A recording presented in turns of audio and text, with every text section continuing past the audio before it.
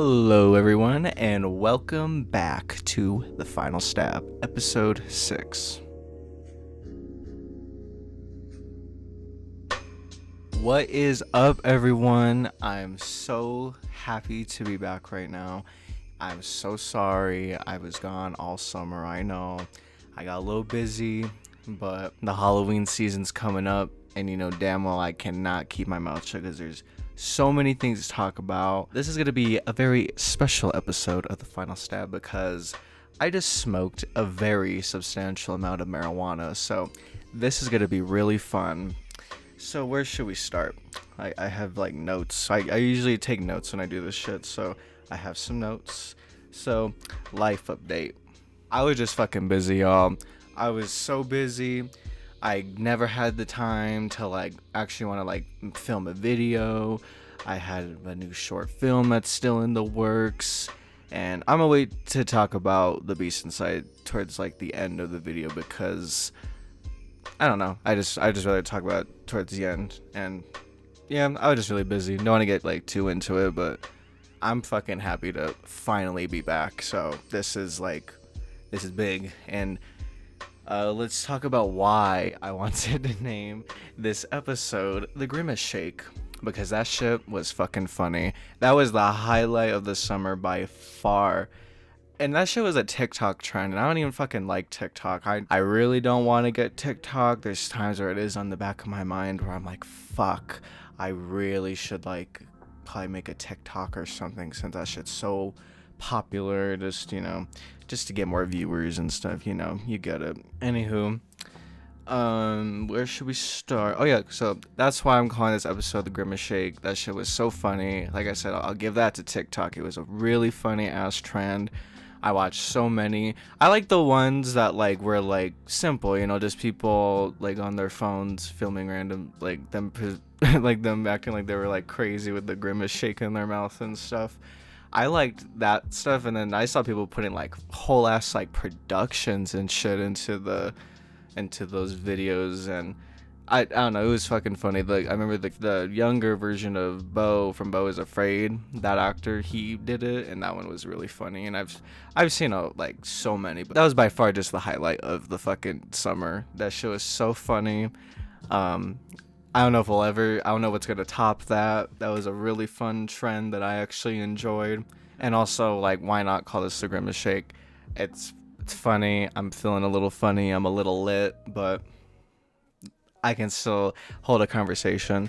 It's funny because I tried doing this before. This is probably the fifth take of me actually trying to record a fucking podcast while stoned, and let's just say I did a little too much at times. So I would either be too tired to come to the microphone and record, or I didn't have the time, or I got too scared to come to the microphone. We'll talk about that probably when I'm sober, unless I don't know if you guys enjoy me stoned doing an episode. I mean I wouldn't be obliged, but that's just all I'm gonna say. So highlight of the summer by far was the Grimace Shake. Little did we know, last time I was doing this, I was talking about Evil Dead Rise and Beau is Afraid and FNAF. Oh god, FNAF. Well, just wait.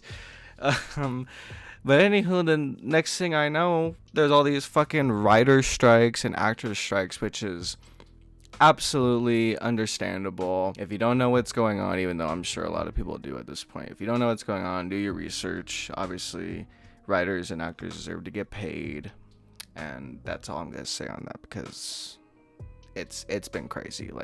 So much movies are being delayed, TV shows and movies are being halted on production. I'm gonna say this for the next episode, but I guess I'll briefly talk about it because for example, Chucky season 3, which I'm very excited about, even though I have no fucking clue what this season's gonna be about.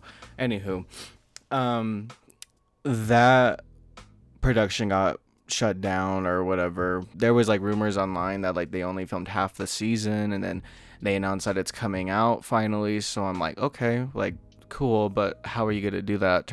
I think it's confirmed that they're gonna only do half the season, and they're gonna put it on Peacock right after, and that's honestly fucking dope. Obviously streaming is much more better than cable television, in my opinion, but yeah, I think that's smart that they do that, and obviously I hope this season does good. And I talked about this before. I just hope they kind of tone down the comedy and make the scary more horror, but we'll see.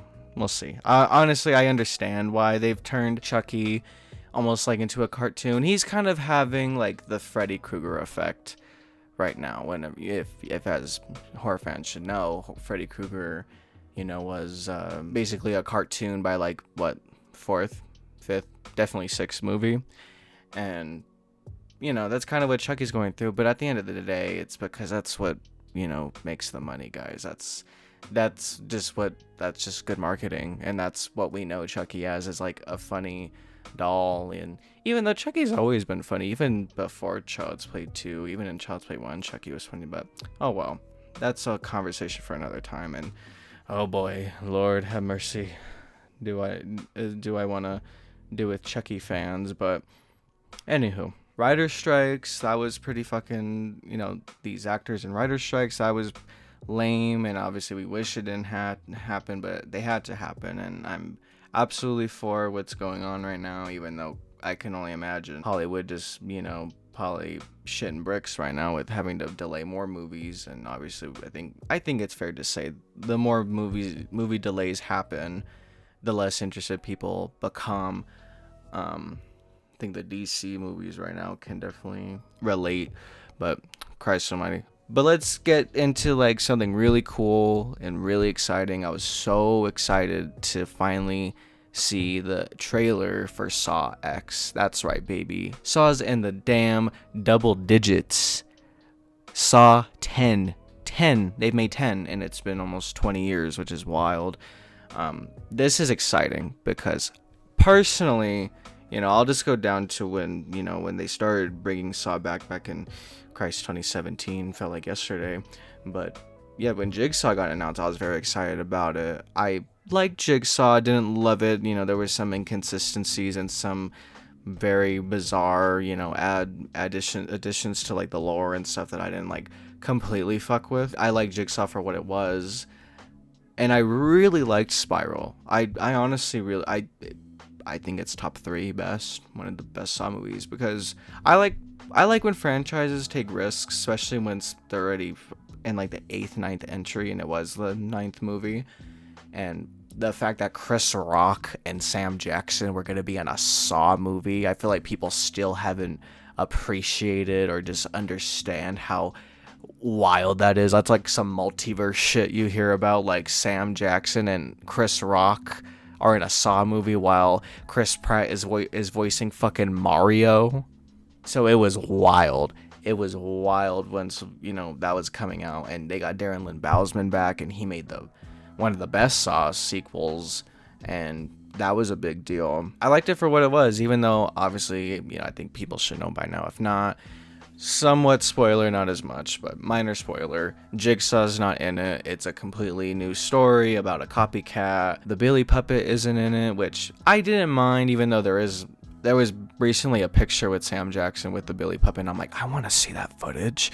But oh well. Well, I didn't mind some of the stuff that they change. I like change, I like risks, and I like when movies try to be different. And I'll get back on that topic later. But anywho, I love Spiral. I thought it was really good.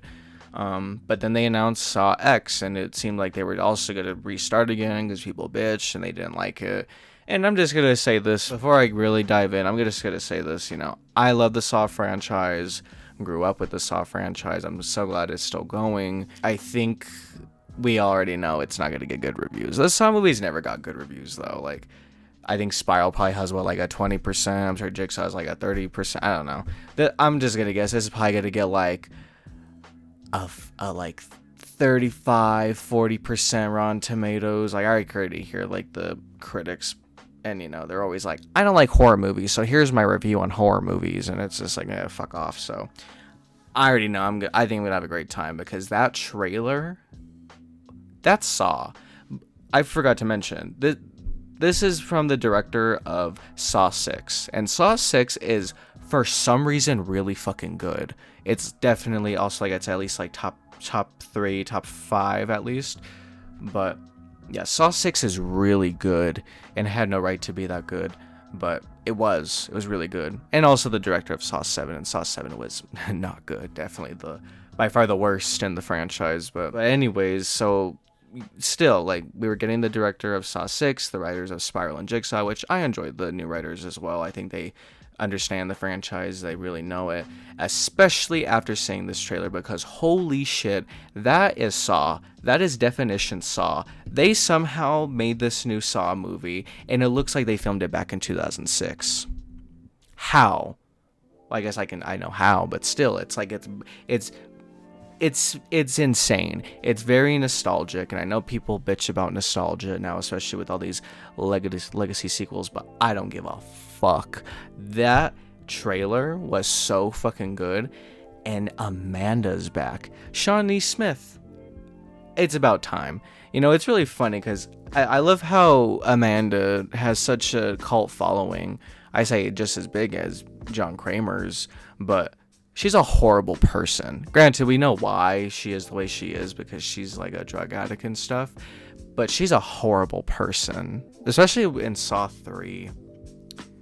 But anywho, I can talk about Saw for hours because it's, like I said, Saw's in the double digits. I can't believe it.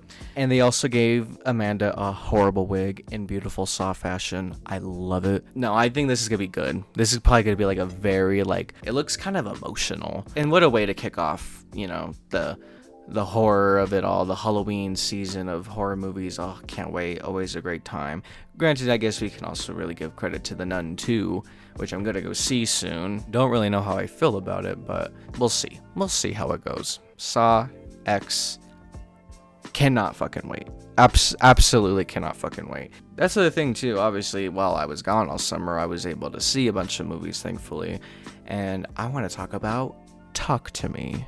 Talk to Me was really good, like really, really good. It had a lot of hype behind it because I remember it was getting shown to a lot of like film festivals and stuff until they had announced A24 was gonna pick it up. I was very excited because after hearing Raka Raka was gonna be behind this movie, and you know, I know we all know there's a long history of YouTube movies, as far as I can think is the perfect trilogy. You know, there's a lot of perfect trilogies out there. The Guardians of the Galaxy trilogy, the Lord of the Rings trilogy, the Planet of the Apes trilogy, and the Fred trilogy. That's right. I remember the Fred movies. Goddamn gift to this earth, if you ask me. And then Shane Dawson's Not Cool. Smosh the movie. I never saw Airplane Mode or The Thinning. Remember YouTube Red? But I never looked at Talk to Me as like a YouTube movie. I just looked at it as a movie. Because Raka Raka, you know, if you haven't watched Raka Raka, I highly recommend them. I've been watching them, gosh, I don't even remember. I think the first Raka Raka video I saw must have been, I think it was the DC versus Marvel video. Because it was definitely before the Ronald McDonald. That's what they're mostly famous for, is the Ronald McDonald skits that they do. And that's also very on brand with this podcast theme. So I'm glad I chose to talk about Talk to Me. But yeah, Talk to Me was really good. Obviously, this is I like to keep this spoiler free and then give full spoilers on a separate episode. But really good. Highly recommend. And I also think the less you know, the better. It is kind of a...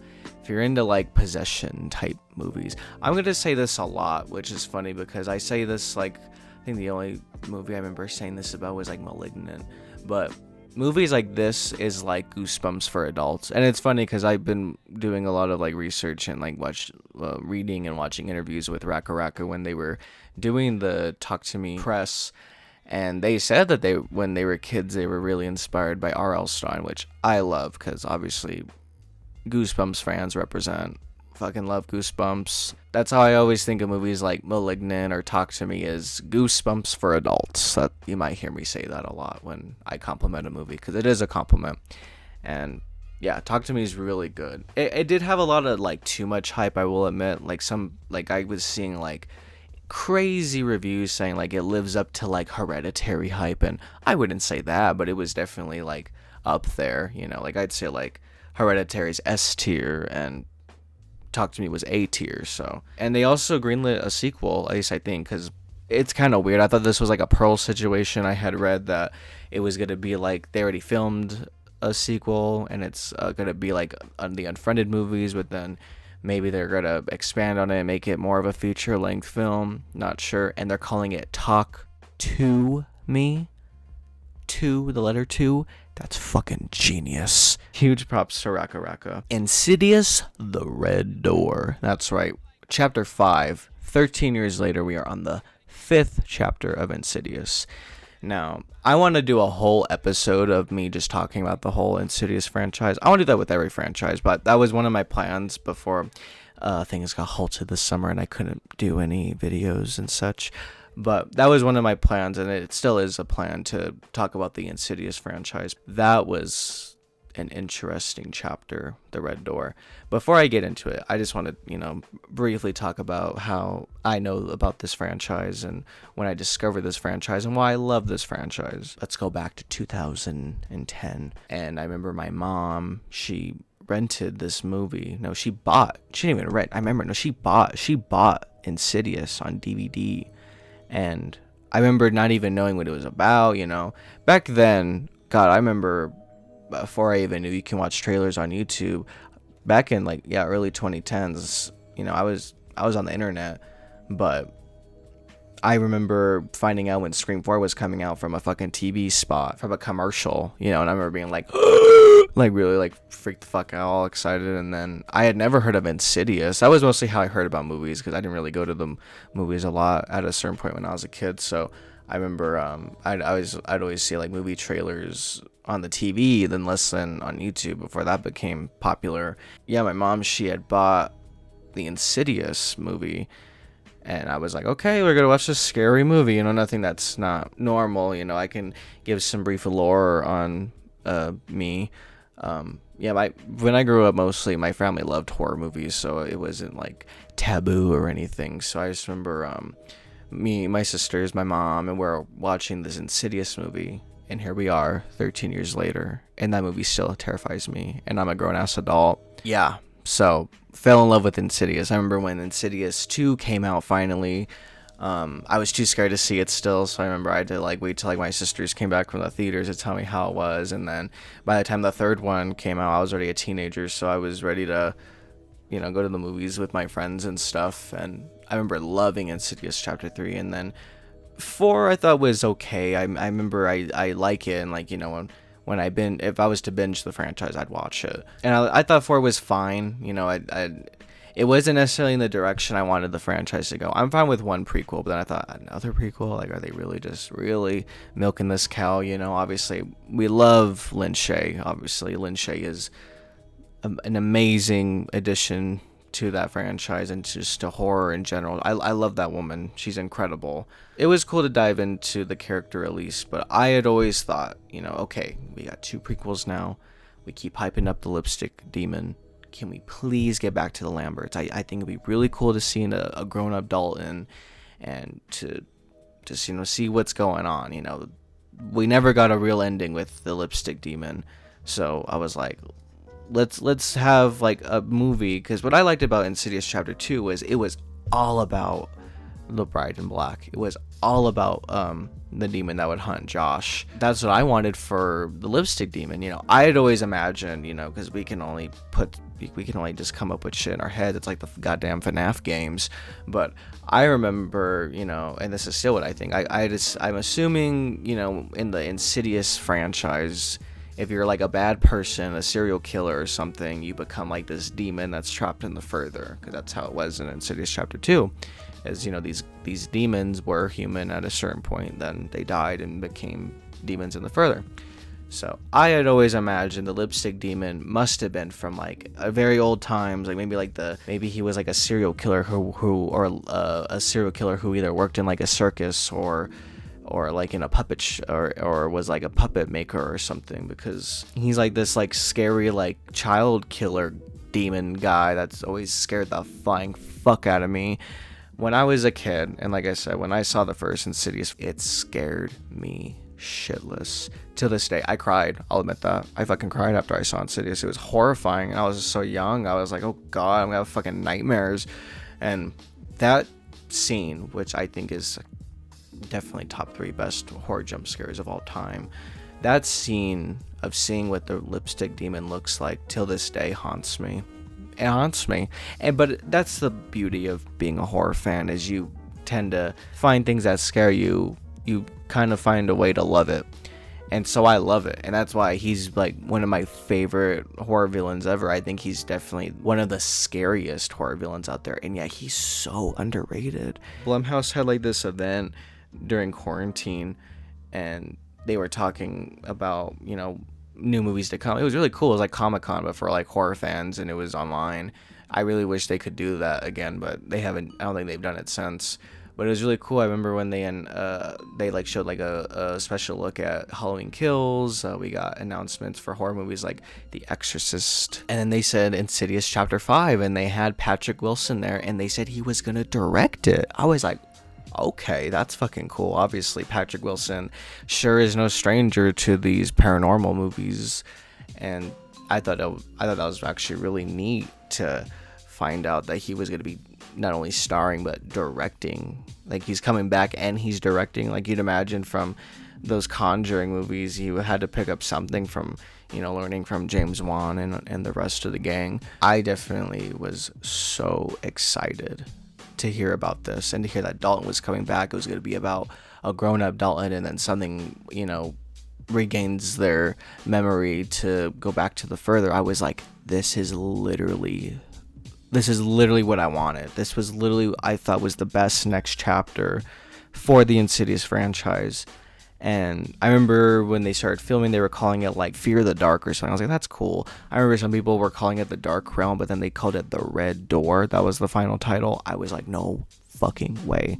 And then that trailer dropped, and I tried to like skim it. I would look at I like to skim trailers if I really am curious, because I don't like spoilers except for Saw X. I couldn't help myself. Especially if it's a prequel, I don't mind that as much. But anywho, finally got to go see it, and I would say for the most part, I was satisfied, but left a little underwhelmed, because it's like really emotional. It's more of like a horror drama, if I had to be honest, which I like. I think that's a really cool genre blend. I'm currently making something that's a horror drama, so that's why I'm a little biased, but I was really intrigued with the story and how emotional it was, and the performances that were brought by Ty Simpkins and Patrick Wilson. I was like, this is actually really fucking good. I think this is about to be the best sequel of them all. Definitely wouldn't. It had no chance of passing that first one. I don't think any Insidious sequel will ever pass the first one. But I just remember being like, this is like the greatest ever. And then we kind of have like this really bad pacing towards the end. And then the end was just kind of a whimper. And I hate to admit it, but it's true. So it was like really, really good, and then it kind of shit the bed. But it wasn't a bad ending. That's something that I can't take away too many points, because it was actually a really good ending. It just wasn't as cinematic, and it was very anticlimactic. That's the word. It was very anticlimactic. So I remember being like, okay, that was really good, but not great. And I went to go see it again, and boy, was it way different a second time. I remember being like, I didn't notice this before. I didn't notice this before, because I was like really excited when I watched it. But I liked Insidious: The Red Door. It's not the best one. Certainly wasn't the best sequel, but it's still top 3. I'll just say it's top 3. I won't reveal what I think the best sequel is until we do an episode. Now we're gonna talk some shit. You want to see me go off? There's this podcast I listen to, and it's with this drag queen. And she always goes, do you want to see me go off? I think you want to see me go off. And then she like talks shit for like a couple minutes. It's really funny. So, do you want to see me go off? I think you do want to see me go off. I'm really sick and tired of the toxic fandom, man. I know it's never gonna die. Toxic fandom is, it's like a cult. The David Gordon Green slander, I just don't like it anymore. This shit has to end. I get it. you did not like Halloween Ends. I get it. Halloween Kills, I don't understand. I'm gonna wait till we talk about Halloween. Probably during October. We'll see. Maybe I'll talk about the Halloween franchise because, my God, the Halloween fandom, and especially just horror fans in general, have been so toxic to those poor Halloween movies. What happened? When 2018 came out, everyone was fucking excited. I'm still excited. I love Halloween 2018. And then they announced it was going to be a trilogy. It was like, whoa, this is big news. And the pandemic happened, and then Halloween Kills got pushed, and then Halloween Kills comes out, and everyone just pissed off. I fucking loved Halloween Kills. I thought it was so fun. I think it's probably the most fun Halloween movie ever. And everyone was so surprised that Michael won. Spoilers, obviously, but no shit, obviously Michael's gonna win. You're making a Halloween trilogy, and then the second one you think Michael's gonna lose? Of course he's gonna win. And it was fucking cool. And I remember, like, people were so shocked. They're like, oh no, Michael's just killing people. This is just a slasher film. Oh no, Laurie Strode's not in as much. Why are they sidelining Jamie Lee Curtis? No shit. Of course it wasn't gonna have that much Laurie in it. That's what they were saving up for the last one. That's just how I feel about people who talk shit about Halloween Kills. If you don't like Halloween Kills, I mean, obviously to each your own, but I fucking love Halloween Kills. I don't understand. Like, what did you not like? It's not a flawless movie. I can definitely understand that, but those flaws don't upset me as much as it does to other people. Then Halloween Ends comes out, and okay, if you hate Halloween Ends, I get it. That completely. I don't hate Halloween Ends. I was very conflicted when I saw it. I remember I was more on the positive side, still am, but the more I think about it, I'm like, yeah, no, I think they kind of fucked up a little bit on that last one. But I loved the ending. That's the thing. It just the story. But anywho, ever since David Gordon Green and Danny McBride made those Halloween movies, they're like banished. Like, everyone fucking hates them. It's like, Christ, get over yourself. Because they announced that they were going to do an Exorcist trilogy. I fucking, like I said, I love the new Halloween trilogy. I personally think it is the superior trilogy. I understand, for the people who think like, no, just watch 1, 2, and H2O. That's also a great timeline. I definitely agree wholeheartly, 100%. But I just think Halloween 78 to Halloween Ends is also a great timeline as well. But that's just my opinion. So when they announced that David Gordon Green and Danny McBride were going to come and do this new Exorcist trilogy. First of all, I don't know about trilogy, but obviously we'll see. But a new Exorcist film.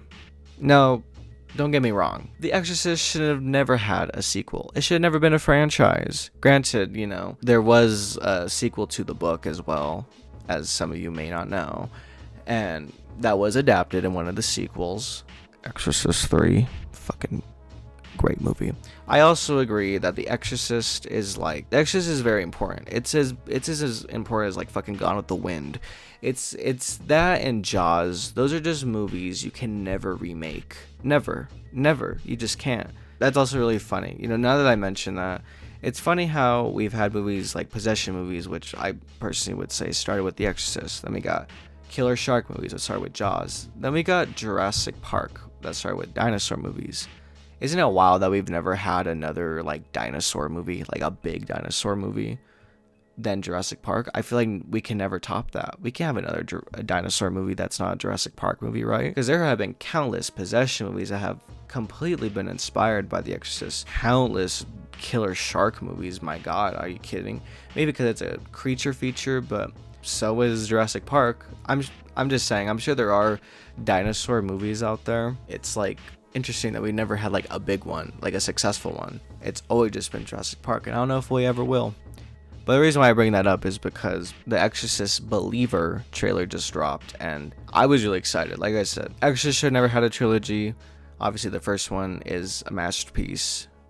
2 is very goofy, and 3 is really good. I like 3, and I never saw the other prequel, Dominion and Exorcist: The Beginning, because that's a whole other can of worms, and also I just didn't really give a shit. Kind of like with Candyman, I never saw the sequels when I first saw Candyman in the beginning because I felt like I didn't need any of them. And obviously now there are sequels and a requel. So we're getting a requel, as it looks like. We're going to have the Halloween 2018 effect a little bit here. Texas Chainsaw Massacre 2022 tried it out and it was fucking awful. And that's kind of like how the way I feel about Texas Chainsaw 2022, which I think is extremely overrated. Same with The Strangers 2, but I'll say that for another time. Yeah, people are like so pissed off about The Exorcist. And like I said, I get it. There should have never been sequels, but no shit, we were going to get one. And the fact that we're getting it from David Gordon Green, which is someone I like, I'm excited. Especially because I was really impressed with that trailer. First half, sure, is, quote, generic, but that last half was like, no, this is The Exorcist. This is exciting. This is amazing. I'm actually excited to talk about The Exorcist because recently William Friedkin, who was the director of The Exorcist, recently passed away this year, and I'm very upset about it.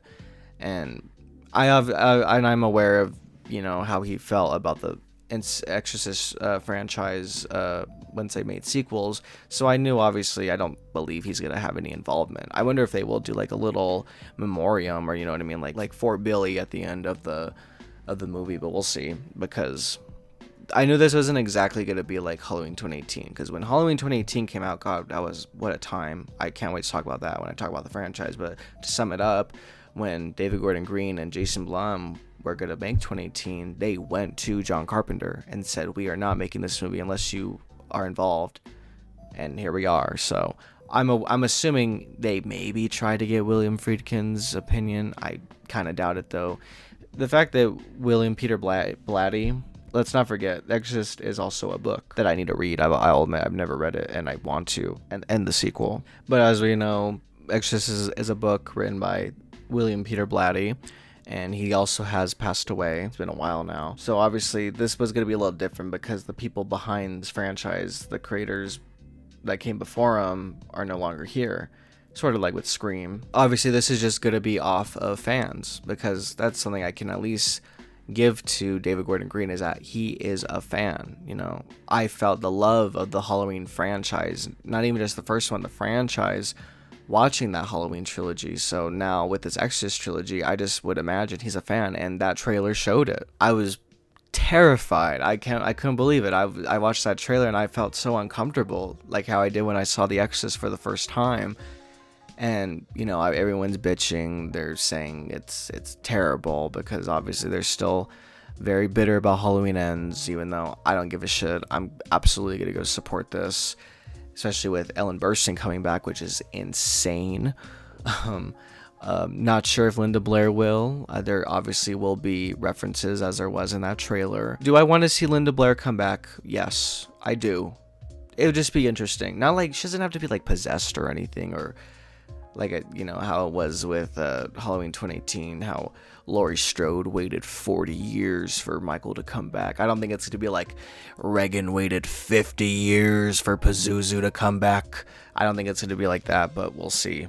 We will honestly see, because the fact that Ellen Burstyn's back and she's literally in her 90s playing Chris McNeil again, I can't believe it. And I'm excited, and I absolutely need to see how this is going to turn out, and also see how much involvement she will have in the movie. But I'm excited. But the point I'm trying to make here is everyone was talking shit saying it looked generic.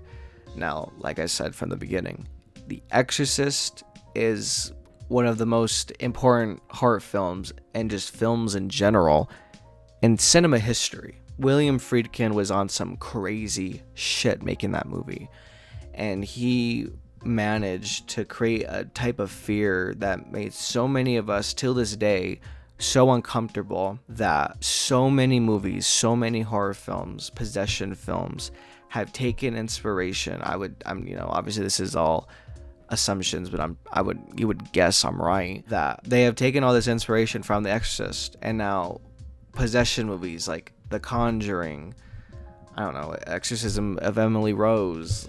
I'm gonna look up a list of possession movies. They can't come to my mind right now. Possession movies. You know, we've had so many exorcism movies, you know, like The Possession, The Last Exorcism, The Rite, Venom. I'm just kidding. I guess Jennifer's Body, but that's more unique. Possession of Hannah Grace, Exorcism of Emily Rose, like The Conjuring, Ouija. There have been so many, and some good, some bad, movies that have tried to do what The Exorcist did. And so The Exorcist is now, in a way, its own cliche. So when I see people say that an Exorcist movie looks like an Exorcist movie and mean it in a bad way, I think that's silly. I just think that's really silly. This looks like an Exorcist film, because it is. So, I don't know, that's just my argument I'm trying to make here, as that I just think it's silly how people will, like, bitch for, like, the littlest things. Granted, don't get me wrong, I bitch about shit as well, but sometimes it's just goofy. I have hope in The Exorcist. Have no fucking clue how this could be a trilogy. I will know once I go see it, and I'll let you guys know how I feel. But right now, have high hopes. I won't say I should have high expectations, but I don't think it's gonna be bad. Alright, 3 more topics and I'm done with this shit, because I'm fucking hungry. Five Nights at Freddy's. Like I said, I had to record this so many times, so I guess I'm kind of happy I did, because they just dropped a new Five Nights at Freddy's trailer, and my god, this is gonna go down in video game history, horror movie history, cinema history, that there will be a Five Nights at Freddy's movie. If you haven't listened to previous episodes, I highly recommend, because me and my good buddy Chai have been talking about the Five Nights at Freddy's games and how excited we are for this movie, because I'm not even that big of, like, I'm not a gamer by any means, but I'm, like, so excited because I do know the Five Nights at Freddy's games and stuff, so I can't believe in how much of a meme they've become in the past couple years, and I'm excited that it's going to be a motion picture. I can't believe I just said that. I'm very excited, and also because we really want to get our good buddy Xavier on this podcast, because he is a FNAF whore. He fucking loves FNAF, and he's not one of the weird ones, I promise you. At least I don't think he is. He's really good at hiding it then, but he fucking loves Five Nights at Freddy's, and he would be a great addition. So mark my words, when we see the FNAF movie, Xavier will be on this podcast, because he is gonna dive deep. When that trailer dropped, even when the leak fucking dropped, he had us all in the living room pointing at the TV like it was a projector. It was a FNAF Masterclass 101, and it was so beautiful, and it was so funny. So, Five Nights at Freddy's, you guys are killing it. You're absolutely gonna make money regardless if it's shit or not, because the amount of memes that will come out of this movie, as Chai said, will be astronomical. Highly recommend listening to previous episodes if you haven't. It's really fucking funny. I cannot wait for Five Nights at Freddy's the movie. Alright, 2 more topics. I'm going to talk about my current new short film called The Beast Inside. I did drop a trailer. It is a kind of more of like a teaser trailer, but it's a trailer. I don't want to give too much away. I haven't made a short film in 3 years, which is so crazy. Well, I do my Ghost Boys series, highly recommend. Worked so fucking hard on the last episode. We worked on it last year, and it was basically like making a short film, but I haven't really made a short film in 3 years since I'd done Angel of Death, because pandemic shit, and been trying to make the 3rd chapter, Grim Reaper, but I felt very inspired to finally make something, because it was also for a class project I did in college, and so I've just been very inspired these past couple years to make something like this, and I'm very excited to show it. I apologize in advance, because I was supposed to have it out this summer. Like I said, been very, very busy, and I'm also not going to say anything. I'm just going to keep this exclusive on the podcast, so if you are looking for an answer, you better come on here, and if you're here, you're a real one. So yeah, that's why I couldn't release it this summer, but it's done. I can say that it is technically done, but I don't want to release it yet because it's not my vision. As the kids say, let him cook, let me cook. It's definitely still happening. Like I said, it's technically done. It just because there's more shit to work on it. So I'm hoping to have it out by the Halloween season. Hoping. Not promising anything, but I'm hoping for it to be out this Halloween. So I'll just give you an update there. If you haven't seen the trailer, go check out the trailer to my new short film, The Beast Inside. It's something I've been very passionate about, and yeah, go check it out. So I wanted to save this for best for last, because if you guys don't know, my 2 big franchises that I love with my whole heart is Chucky and Scream. And I'd say they're killing it right now. Both of them. They're fucking doing great. I feel like the popularity in Chucky right now is bigger than it's ever been. Same with Scream. In ways I kind of don't like it, which is, I know, kind of weird considering that I'm a fan.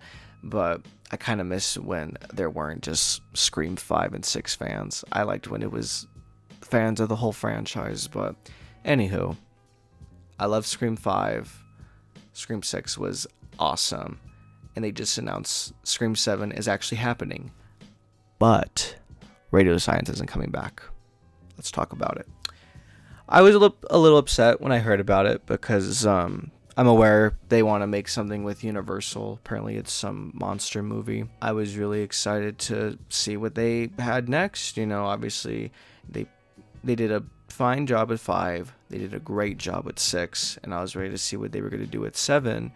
And they're not doing it. So it's like, well, shit, you know, they kind of just like established like this world that everyone enjoys for the most part. And we've gotten so used to, but it's not coming from them.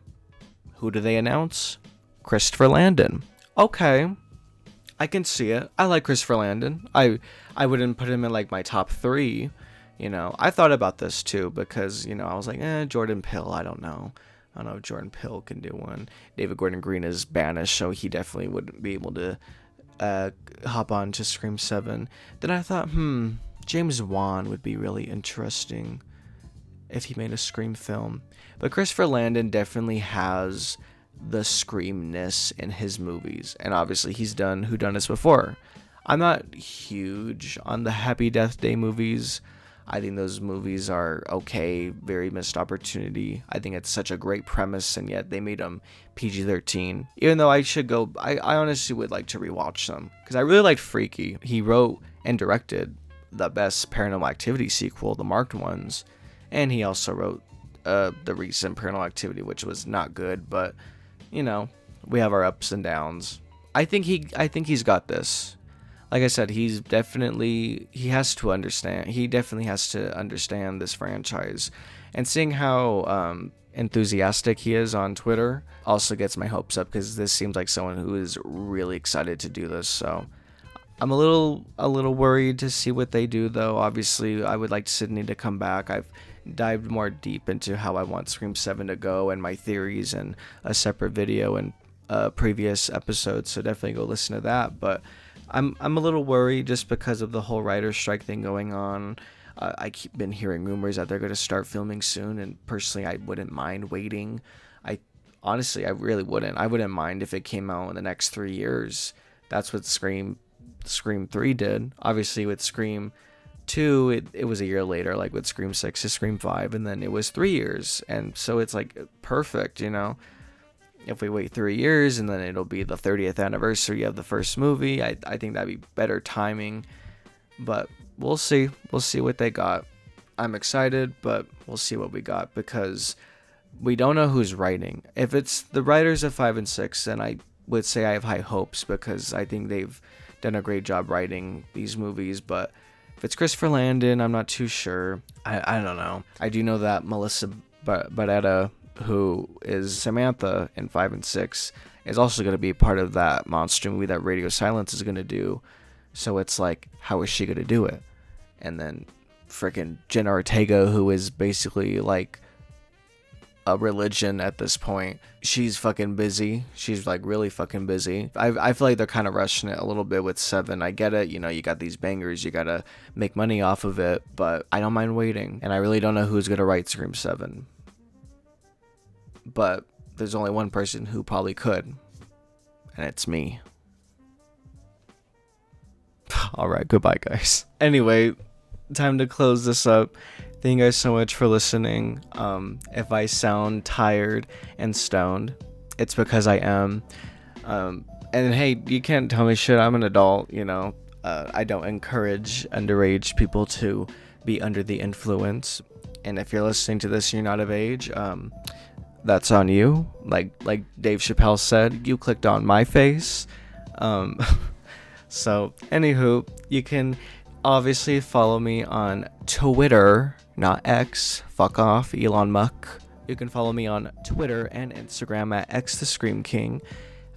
Keep stay tuned for other episodes. There's so many other ideas and a lot of shit that's going on right now, and I really can't wait to see how much farther I'm going to take this podcast. Thank you guys so much for listening. I'm sorry for taking so long to come back, but I'm back.